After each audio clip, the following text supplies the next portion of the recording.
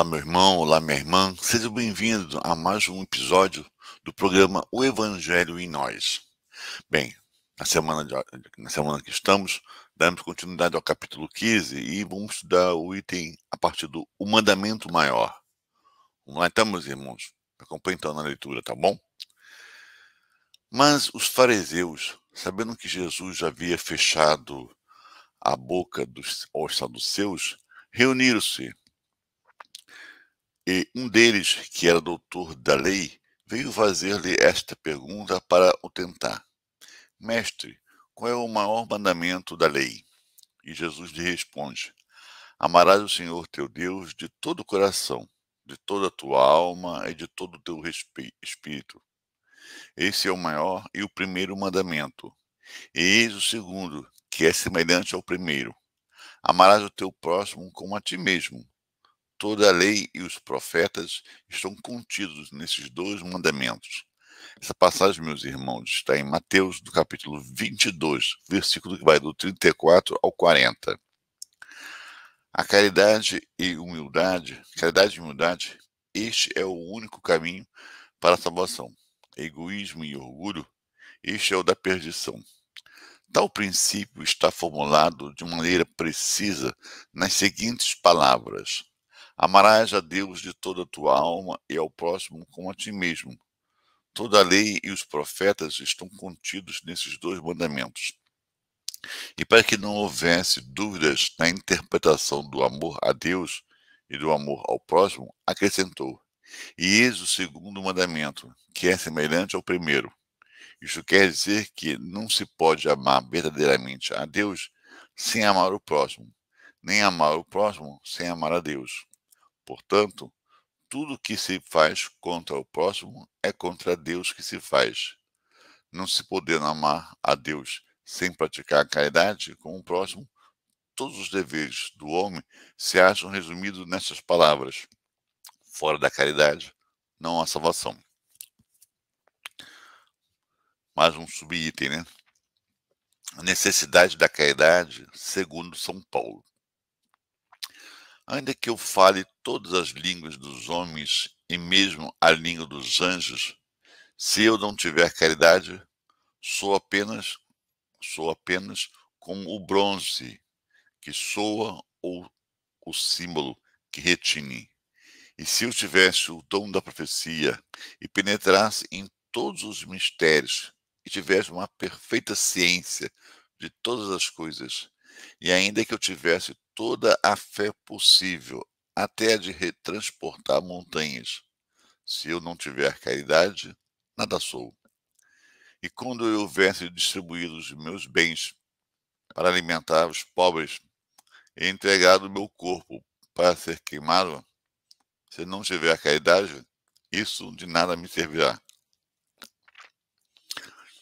A caridade é paciente, eterna e beneficente. A caridade não é invejosa, não é temerária, nem precipitada. Não se enche de orgulho, não é desdenhosa, não procura seus próprios interesses, não se vangloria, nem se irrita com nada.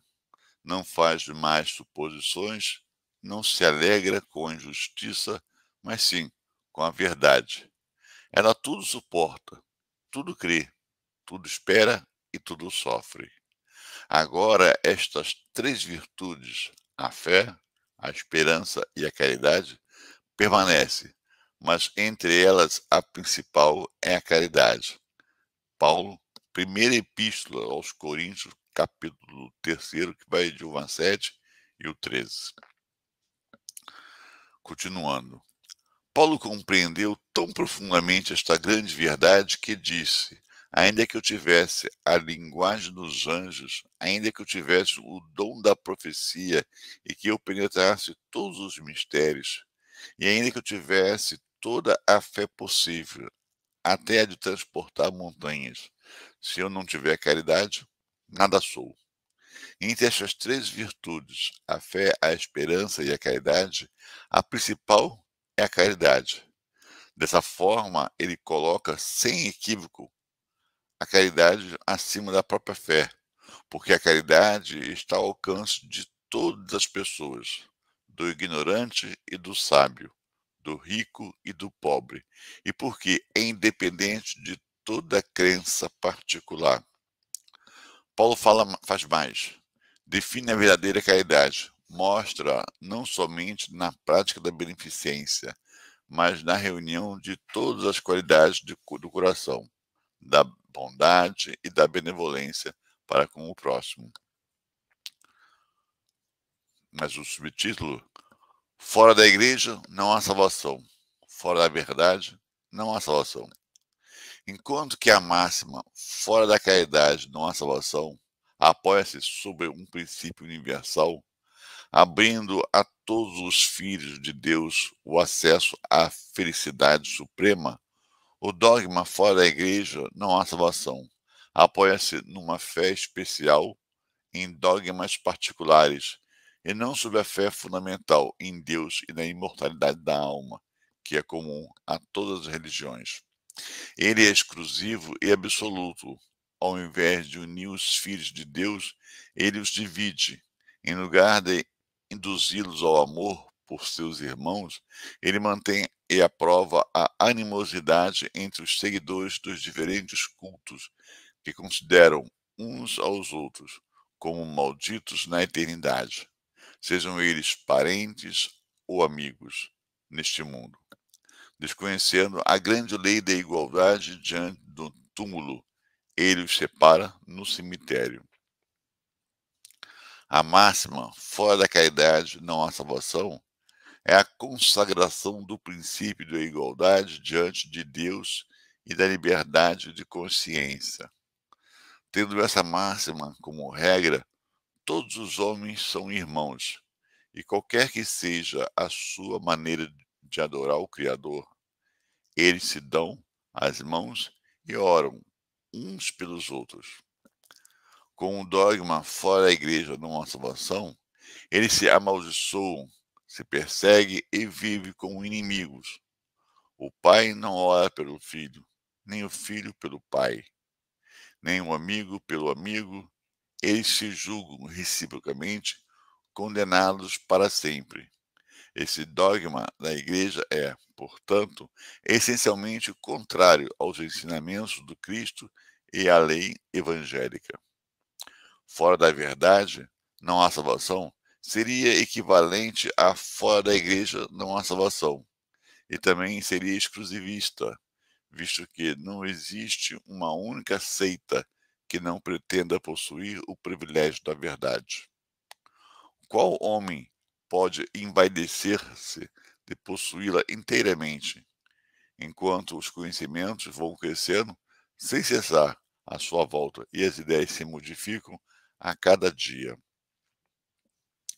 A verdade absoluta só é partilhada pelos espíritos de ordem mais elevada, e a humanidade terrestre não poderia ter a pretensão de possuí-la, porquanto não lhe é permitido saber tudo. Ela só pode aspirar a uma verdade relativa e proporcional ao seu adiantamento. Se Deus fizesse da posse da verdade absoluta a condição expressa para a felicidade futura, isso seria um decreto de exclusão geral, enquanto que a caridade, mesmo em sua acepção mais abrangente, pode ser praticada por todos. O Espiritismo, de acordo com o Evangelho, admite que se pode ser salvo qualquer que seja a nossa crença, desde que se observe a lei de Deus. Não afirma fora do Espiritismo não há salvação, e como não pretende ensinar ainda toda a verdade, também não diz fora da verdade não há salvação. Palavras que dividiriam em lugar de unir e perpetuariam o antagonismo. Bem, meus irmãos, então, com esse texto daqui, né, vamos fazer as nossas primeiras reflexões.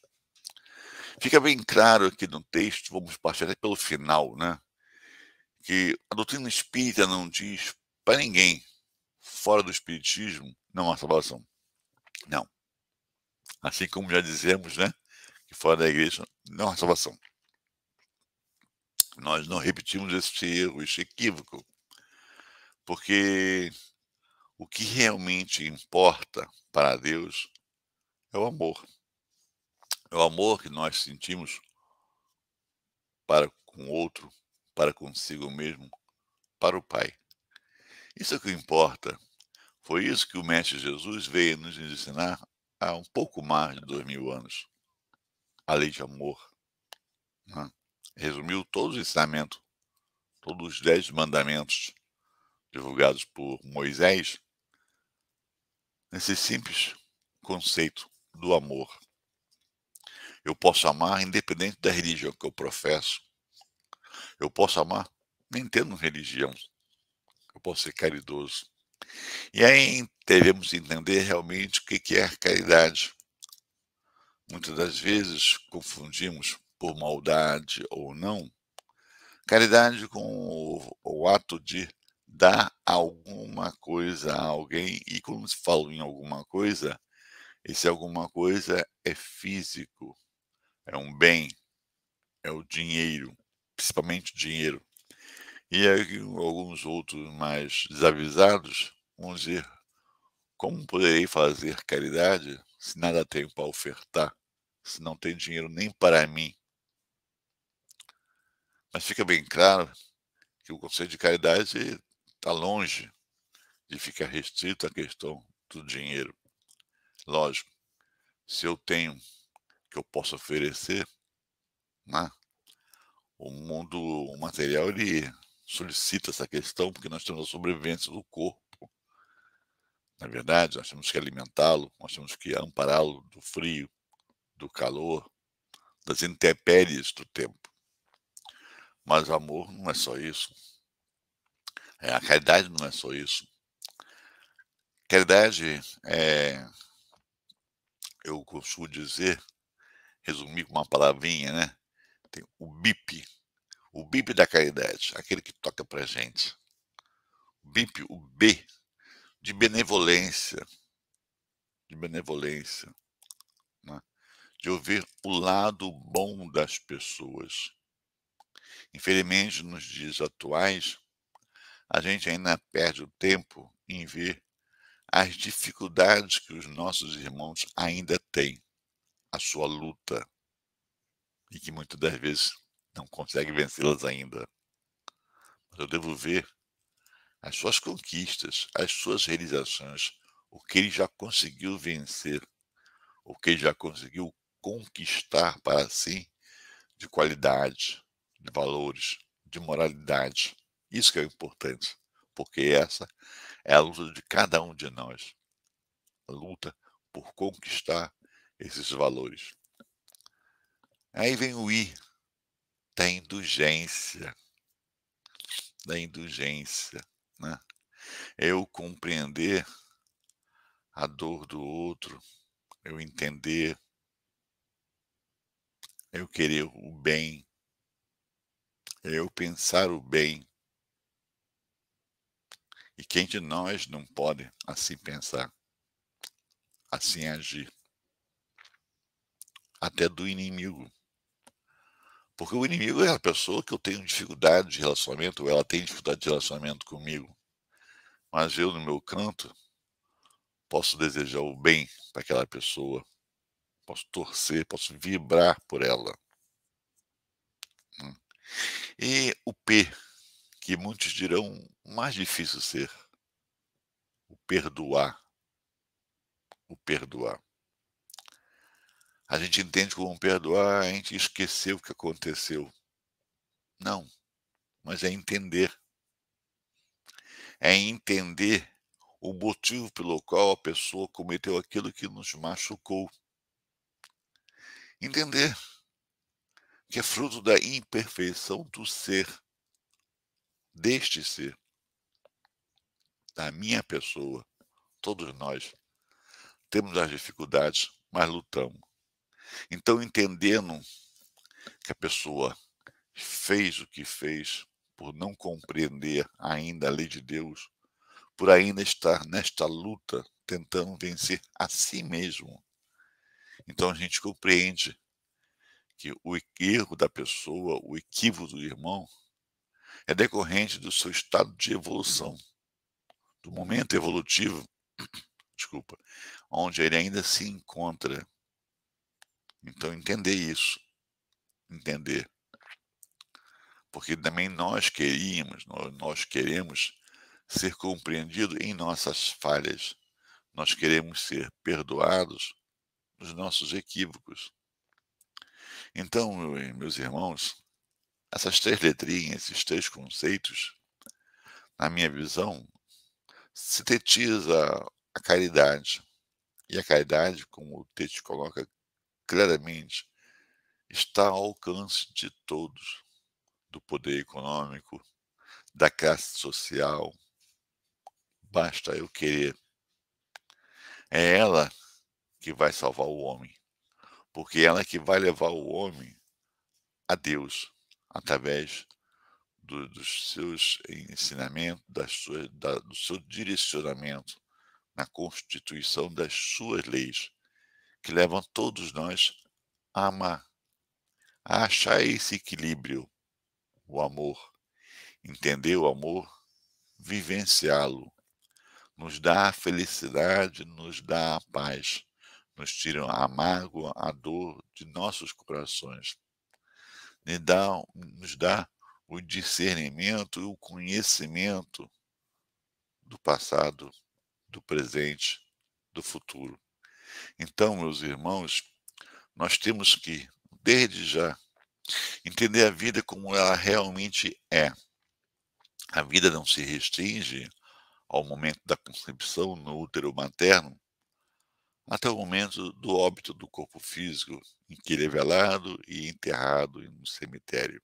Não, isso é uma fase do aprendizado, uma passagem pela sala de aula no ano letivo, ou num dia letivo, como vocês queiram colocar, em que nós experimentamos várias oportunidades de praticar aquilo que aprendemos. Uns com mais facilidade numa hora, outros com mais facilidade em outra hora, mas todos nós, em seu tempo, vamos aprendendo. Então, meus irmãos, quando nós nos colocamos na nossa verdadeira vida, que é a vida espiritual, colocamos essas coisas que hoje aqui valorizamos em excesso, pois entendemos equivocadamente que esses bens materiais, esses conceitos materiais, essa legislação material é a razão, o motivo da nossa vida, por ela que temos que viver. Quando nós temos um olhar mais elevado, quando nós temos um olhar não como um ser corpóreo, mas como um ser espiritual que somos, e vemos a vida numa amplitude maior, vemos que realmente não vale a pena, né, a gente se apequenar, a gente se perturbar com uma facção tão pequena do infinito que é a nossa vida. Um momento de desagrado, um momento de tristeza, um momento de ingratidão, em que é apenas um momento de reflexão, um momento de aprendizagem, um momento de construção deste ser que somos todos nós, filhos do Criador, filhos de Deus, filhos do amor. Na verdade, meus irmãos, então, sigamos a nossa fé, seja ela qual for, espírita, católica, evangélica, muçulmana, não importa a fé que nós professamos, não importa a fé que nós nos identificamos. O que importa é que nela ou fora dela sejamos caridosos, sejamos amorosos, como Jesus colocou, que amemos a Deus sobre todas as coisas e ao próximo como a si mesmo. Este, meus amigos, meus irmãos, é o objetivo das nossas vidas. Por isso passamos por tantas dificuldades para entendermos, compreendermos e praticarmos tão simples conceito em que temos muita dificuldade de compreender pelo nosso orgulho, pelo nosso egoísmo, pela nossa vaidade. Então, meus irmãos, nesta semana, fica para todos nós essas reflexões.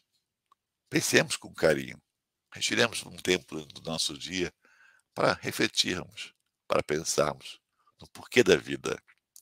Então, meus irmãos, fica aqui mais uma vez o convite para se juntar a mim, né, neste canal, para semana que vem fazermos mais um momento de reflexão do Evangelho em nós.